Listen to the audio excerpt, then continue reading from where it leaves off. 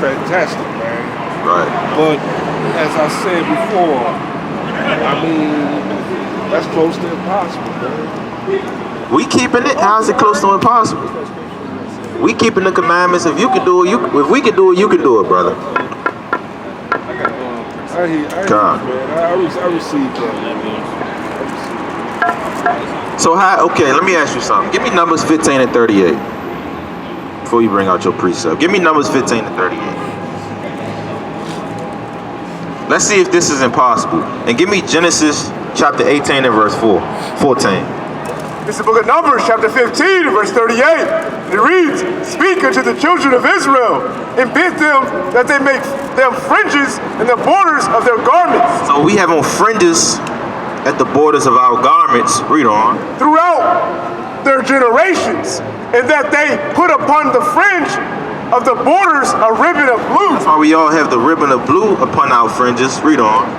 "And it shall be unto you for a fringe, that ye may look upon it and remember all the commandments of the Lord." So this is a physical reminder to keep all the commandments of the Lord. So is it hard to get you some fringes, brother? All you gotta do is order them offline. Is that impossible? Right. So that's the law that you keep, and that's not impossible. But again, we remember I explained to you a lot of the laws of the 600 goes into the sacrificial laws. So a lot of those laws done away with to a certain degree because Yahweh Shai is the sacrificial lamb. So what you bring it down to the 12 is in the Bible? But it's more than that as well, though, brother. But I'm gonna read you this. Give me Genesis 18 and 14. This is the book of Genesis, chapter 18 and verse 14. "Is anything too hard for the Lord?" Is what? "Is anything too hard for the Lord? At the time appointed, I will return unto thee according to the time of life. And Sarah shall have a son." Right, so nothing is too hard for the Lord, brother. If you pray to the Most High, ask Him to give you the spirit to keep all these commandments, He could put that spirit on you to keep all the commandments, brother. Now give me Revelations 12 and 14. Revelation 12 and 14. The book of Revelation, chapter 12, and verse 14. "And to the woman were given 2 wings of a great eagle." 12 and 16, I believe it is. Slakia. No. 14 and 16. This is the book of Revelation, chapter 14, and verse 16. And it reads, "And he that sat on the cloud thrust in his sickle on the earth, and the earth was reaped." 14 and 12. Revelation chapter 14 and verse 12. This is the book of Revelation, chapter 14 and verse 12. "Here is the patience of the saints. Here are they that keep the commandments of..." That do what? Here are they that keep the commandments of God and the faith of Jesus. That's right. So you're going to have brothers keeping the commandments, brother. The saints, and the saints are the Israelites who we are. So you got to strive to keep these commandments. You're going to have the days that you fall short, but that's where grace and mercy come in at. Give me John chapter 1 and verse 17. But you can't abuse grace and mercy. Can't abuse it. Alright. This is the book of John, chapter 1 and verse 17. "For the law was given by Moses, but grace and truth came by Jesus Christ." Right, so that's what we got grace and truth in Hamashiach Yahweh Shai. So those days you fall short, you still have a Yahweh Shai who make intercession for our sins. So, but you still got to strive to keep the commandments because you can't sin willfully. Make sense? Make it sound real easy, man. Give me 1 John 5 and 3. Get out. This is the book of 1 John, chapter 5 and verse 3. "For this is the love of God, that we keep His commandments." So that's how you love God, when you keep His commandments. Read on. "And His commandments are not grievous." His commandments are not what? "And His commandments are not grievous." And they're not hard to do, brother. His commandments not grievous. Give me 1 John chapter 2 verse 3. So if you love God, you're going to keep the commandments. This is the book of 1 John, chapter 2, verse 3.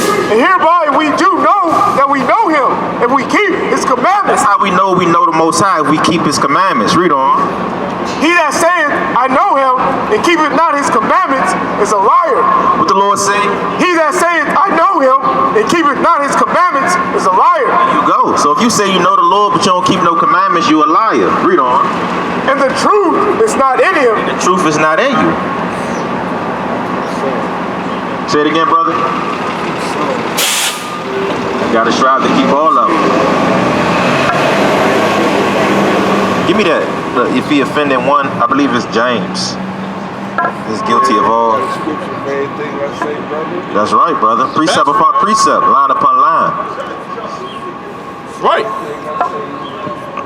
That's right. Matter of fact, give me James 2:18. 2:18. Yep. It's the book of James, chapter 2 and verse 18. Check this out, brother. Yeah, a man may say, thou hast faith, and I have works. Show me thy faith without thy works, and I will show thee my faith by my works. So you gotta have faith and works in the Lord. And the works are doing what? Keeping the commandments. Give me James 2:26. James chapter 2 and verse 26. For as the body without the spirit is dead, so faith without works is dead also. Faith without works is dead, brother. So you can't say you have faith, but you don't have the works. You gotta have both. They go together like peanut butter and jelly, like hot and cold. Give me 2nd Ezra chapter 9 and verse 7. Alright, so what we explaining is keep the commandments so you can enter into life. Give me Luke chapter 10 and verse 25. Alright, 2nd Ezra 9 and 7. This is the book of 2nd Ezra chapter 9 and verse 7. And every one that shall be saved and shall be able to escape by his works and by faith whereby ye have believed. Same thing is saying in James 2:26. You gotta have the faith and you gotta have the works. Bring that out. 10 and 25. This is the book of Luke chapter 10 and verse 25. And behold, a certain lawyer stood up and tempted him, saying, Master, what shall I do to inherit eternal life? He said unto him, what is written in the law? What Christ say? What is written in the law? Christ said, what is written in the law? That's how you're going to inherit eternal life. Do what is written in the scriptures. Do what is written in the commandments. Read on. It's the book of Matthew, chapter 19 and verse 16. And behold, one came and said unto him, Good master, what good thing shall I do that I may have eternal life? And he said unto him, Why callest thou me good? There is none good but one, that is God. If thou wilt enter into life, keep the commandments. Do what? Keep the commandments. Do what? Keep the commandments. Keep the commandments. Read on. He said unto him, which Jesus said, Thou shalt do no murder, thou shalt not commit adultery, thou shalt not steal, thou shalt not bear false witness. Honor thy father and thy mother, and thou shalt love thy neighbor as thyself. The young man said unto him, All these things have I kept from my youth up. So he said, look, I keep all the commandments. Read on. What lack I yet? Jesus said unto him, If thou wilt be perfect, go and sell that thou hast, and give to the poor. Meaning you got to be charitable as well. And a part of doing that is coming out here preaching this word, teaching your people who they are according to the Bible. We are the Israelites. Read on. And thou shalt have treasure in heaven. Thou shalt have what? And thou shalt have treasure in heaven. So look, brother, you got to strive to get to the kingdom. It's a list of things you got to do to enter into the gates. Give me Revelation 22 and 14.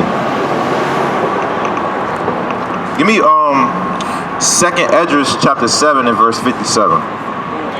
It's the book of Revelation, chapter 22, verse 14. Blessed are they that do his commandments. What the Lord say? Blessed are they that do his commandments. So you blessed when you do the commandments. Why we keep reading about the commandments, man? Because the Lord wants us to keep them. That's right. It's the doctrine of life. Read on. That they may have right to the tree of life. Don't you want the tree of life, brother? Don't you want to enter into the kingdom? All right, read on. It may enter in through the gates into the city. For outside are dogs. Without the commandments are dogs. Read on. And sorcerers, and whoremongers, and murderers, and idolaters, and whosoever loveth and maketh a lie. Jesus has Sit on that. Give me Revelations 20 and Revelations 21 and 15. No, Revelation 20. The lake that burneth with fire and brimstone. Here you go. Revelation 20 and 6. This is the book of Revelation, chapter 21, verse 6. And he said unto me, It is done.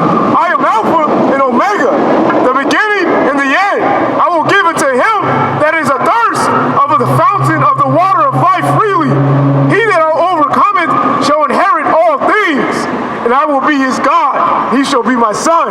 But the fearful and the unbelieving and the abominable and murderers and whoremongers and sorcerers and idolaters and all liars, So meaning all those that don't keep the commandments, read on. shall have their part in the lake which burneth with fire and brimstone. Lord said they're going to get burnt the hell up. And that fire and brimstone, that's nuclear missiles, brother, because that's what's coming on the earth, World War III. told me that was different. No, this is talking about nuclear missiles, brother. It's not a place you go to burn forever. Huh? Fire and brimstone. Yeah, that's nuclear missiles. Nah, that's nuclear missiles. Alright. Give me Isaiah 9:5. Let's prove that right quick. Isaiah 9:5. We're gonna prove it. Alright? It's the book of Isaiah, chapter 90, verse 5. For every battle of the warrior is with confused noise, and garments rolled in blood. Because that's how the wars were fought in the ancient world, with swords. Ching, ching, ching. But this what? Read on. But This war, read on. shall be with burning and fuel of fire. So World War III is going to be a nuclear fight, brother. Nuclear war. That's why they creating all these nuclear missiles. Preset. Alright, bring it up. It's the book of Zechariah, chapter 14, and verse 12. And this shall be the plague wherewith the Lord shall smite all the people that have fought against Jerusalem. Their flesh shall consume away while they stand upon their feet. It says their flesh shall consume away while they stand upon their feet. Read on. And their eyes shall consume away in their holes, and their tongue shall consume away in their mouth. And it shall come to pass That's it on that. So that's nuclear fire, brother. Your flesh consuming away, you melting while you stand. The only technology and weaponry that can do that is a nuclear missile. Alright? And bring that out. 2 Peter 3 and 10. It's the book of 2 Peter, chapter 3, verse 10. But the day of the Lord will come as a thief in the night, in the which the heavens shall pass away with a great noise, and the elements shall melt with fervent heat. The earth also and the works that are therein shall be burned up. Seeing then that all these things shall be dissolved, what manners of persons are ye to be in all holy conversation? So the point is to say the elements going to melt with fervent heat. The only thing that can do that is a nuclear missile, a damn bomb, and that's going to blow up America. All right, and that guy, him. Bring it up. It's the book of Malachi, chapter 4, and verse 1. For behold, the day cometh that shall burn as an oven. So that day is going to come that's going to burn as an oven. It's going to feel like you actually in an oven. Read on.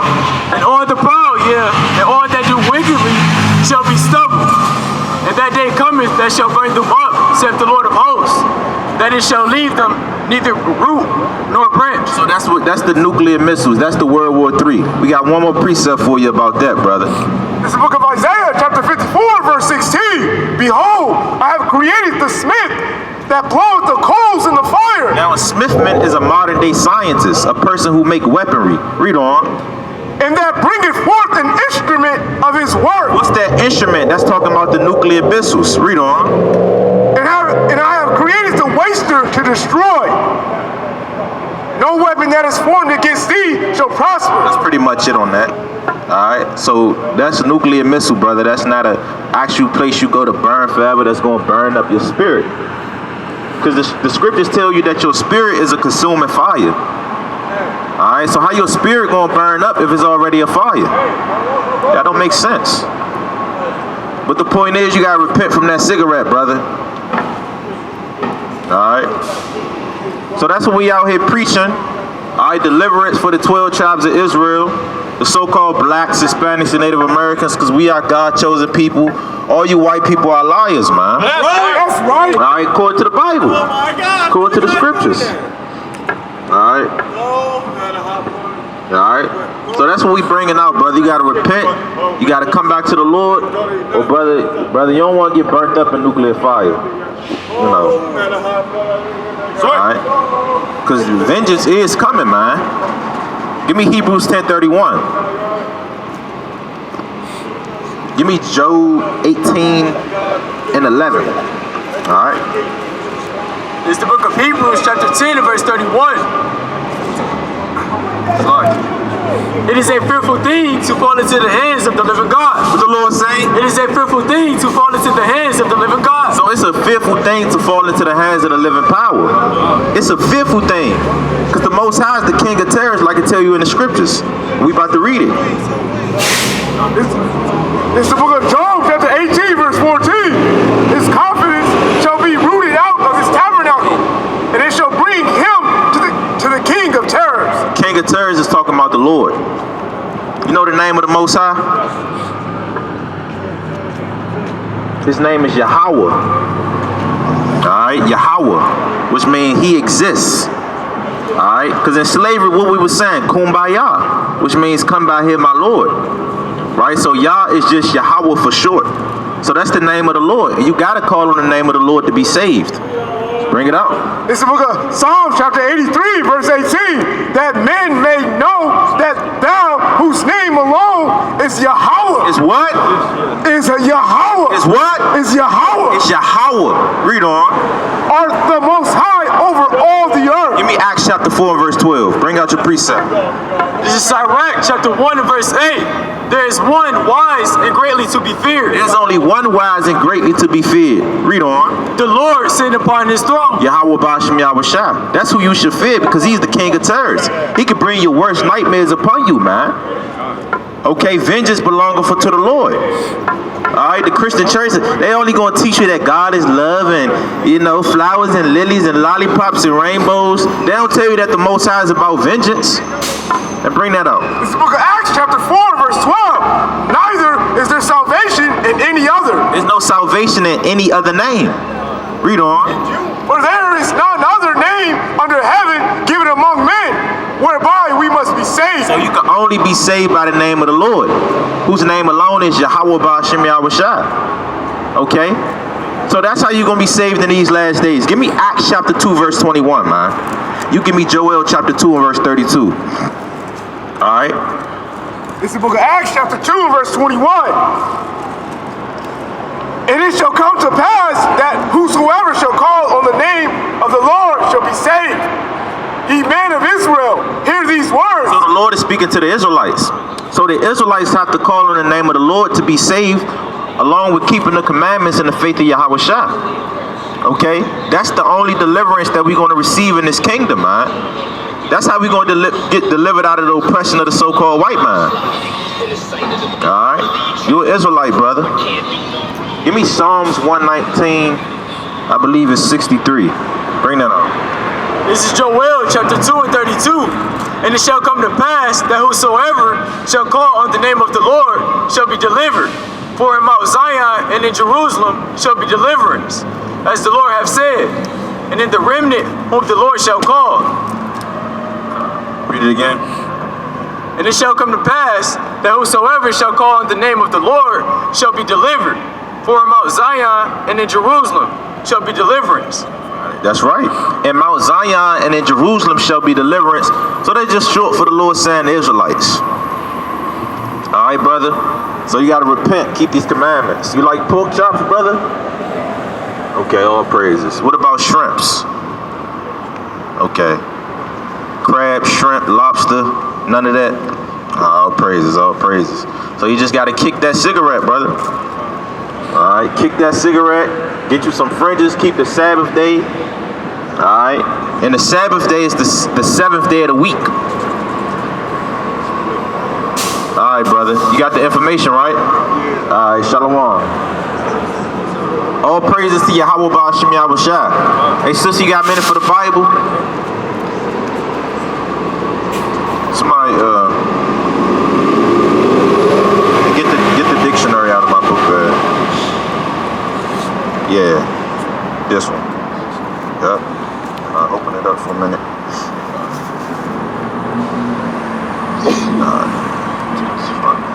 Yep, go to page 563. Hey, we're going to look up Sabbath in the, let's get the source, in the Webster Dictionary and Thesaurus. Because even Esau know the 7th day of the week, man.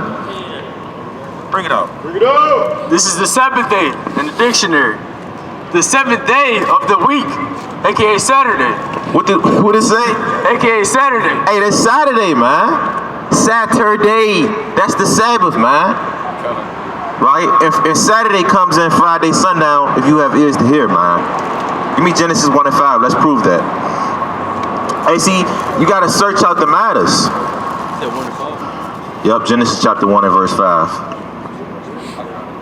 Bring it out. It's the book of Genesis chapter 1 and verse... Yeah, we just wanted to prove that even the so-called white man know out of the Webster New Dictionary that the Sabbath day is Saturday. Bring it out. Genesis chapter 1 and verse 5. And Yahweh called the light day, and the darkness he called night. And in the evening and in the morning were the first day. In the evening and the morning were the first day. So, right, a day begins at evening. Okay, that transitional period from light to darkness, man. That's when the day begins. A day doesn't begin smack dead in the middle of the night, 12 a.m. That's falsehood. That's lies. According to Daniel chapter 7, verse 25, the so-called white man changed time, seasons, and laws. Roughly paraphrasing. Okay, give me John chapter 19 and verse 31, I believe it is. All right. Okay. This is the book of John chapter 19 and verse 31. Yeah. The Jews, therefore, because it was the preparation that the body... The preparation is Thursday, the 6th day. It says the Jews, therefore, because it was the preparation, meaning it was Thursday, read on. That the bodies should not remain upon the cross of the Sabbath day. On the what? On the Sabbath day. On the Sabbath day. So they said, look, let's take the cross down before evening comes, because that's the Sabbath day. Read on. For that, the Sabbath day was a high day. The Sabbath day was a high day, man. Okay, so they said let's take it off the cross, before it get dark out, because you couldn't leave the body on the cross all night. That's in the law, and that's also a cut to that it's the morning, the Sabbath doctrine, man. Bring it out. It's the book of Matthew, chapter 28, verse 1. In the end of the Sabbath, as it began to dawn toward the first day of the week. That's right. There you have it, man.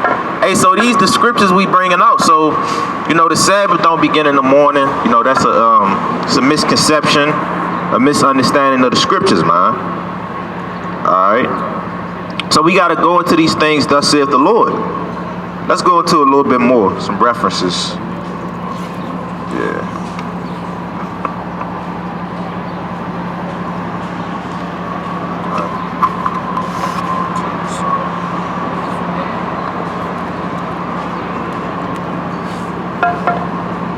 So we're just gonna go into a few sources, man.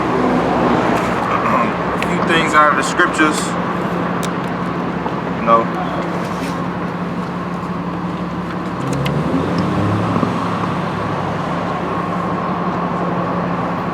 Yeah, okay, so get this source, brother. Alright, so these are Yahushua existence, historical references. The first reference, you got Thales, 52 AD. So we're just going to read, and give me Mark 15 and 33. Thales, 52 AD, the Bible reports in 3 places that there was darkness for 3 hours while Yahushua was on the cross. Mark 15:33 records it this way. When the 6th hour was come, there was darkness over the whole land until the 9th hour. Now the 6th hour is talking about 12 p.m. Okay? And the 9th hour is 3 p.m. Okay?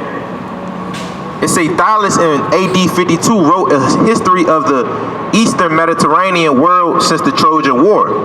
It say Thales admitted the darkness occurred, but tried to explain it away by natural causes. It said it became night in the 6th hour of the day, noon, so that stars even appeared in the heavens. There was a great earthquake in Bethaniah, and many things were overturned in Nicaea. Matthew 27 and 51 records the fact that there was an earthquake when Yahushua died. Give me that. Give me Matthew 27 and 51.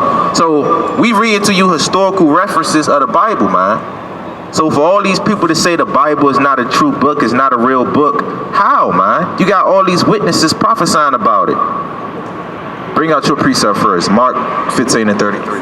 This is the book of Mark, chapter 15, verse 33. And when the 6th hour was come, there was darkness over the whole land until the 9th hour. So that's from 12 p.m. to 3 p.m. Read on. And at the 9th hour, Yahushua cried with a loud voice, saying, Elo, Elo, lama sabachthani, which is being interpreted, my God, why hast thou forsaken me? That's right. Now bring that out. Bring out your precept. This is the book. All right, so even Thales 52 AD is quoting these scriptures, man. Bring it out. This is the book of Matthew, chapter 27 and verse 51. And behold, the vow of the temple was rent in twain from the top to the bottom. And the earth did quake. The earth did what? And the earth did quake. The earth did quake. Read on. And the rocks rent. And the graves were open. And many bodies of the saints were slept arose. Which slept arose. And came out of the graves after his resurrection. There you have it, man. So that's the historical references, right? And we validating it through the scriptures. Okay? So let's get a few more things, man. Hey, you got Cornelius Tacticus 64 AD. I'm gonna read it. It say, consequently, to get rid of the report, Nero fastened the guilt and inflicted the most acquisitive tortures on a class hated for their abominations, called Christians by the public. Christos, from whom the name had its origin, suffered the extreme penalty during the reign of Tiberius at the hands of one of our prosecutors, Pontius Pilatus. Right, so King Nero set up a false flag to persecute the men of the Lord. They even say that in the scriptures, man.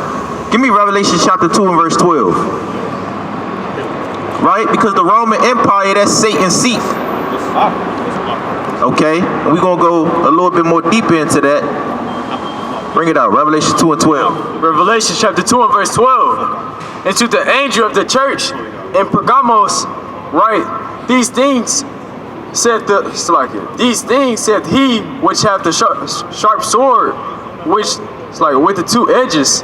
I know thy works and where thou dwellest, even where Satan's seat is. Right, Satan's seat is in Pergamos, man, or Pergamos, right, which is in the Roman Empire. Okay, so this is Yahushua writing to the 7 churches to exhort them basically to continue in the faith, because there was a lot of persecution going on during that time, man. Because King Nero put the blame on the Israelites keeping the commandments. Alright, and it was heavy persecution during that time. They was martyring off the men of the Lord. They was stoning the men of the Lord, burning the men of the Lord. All these persecution tactics, man. Reading on. Accordingly, as an arrest was first made of all who pleaded guilty, then upon their information, an immense multitude was convicted. It say, hold up, upon their information, an immense multitude was convicted. So you had brothers delivering up other brothers, man. Don't it say that in the scriptures? Give me that Matthew 10:17. Yep, Matthew chapter 10, verse 17. So here's the source Cornelius Tactus we reading right now, 64 AD. So you got people outside of the Bible proving the Bible. Matthew 10:17. This is the book of Matthew, chapter 10 and verse 17. And beware of men, for they will deliver you up to the council. They will do what? For they will deliver you up to the council. So you had certain men delivering up the men of the Lord to the councils, getting the men of the Lord locked up in prison. Read on. And they will scourge you in their synagogues. And ye shall be brought before governors and kings for my sake, for a testimony against them and the Gentiles. There you have it, man. It say, not so much of the crime of fire in the city as of hatred against the mankind. So they didn't lock these people up for fire in the city because that was a false flag, but simply because these people was keeping the commandments and was rebuking the wickedness of Rome. And sister, you an Israelite, you gotta repent, keep these commandments. Alright? So we going into the sources, man. Alright?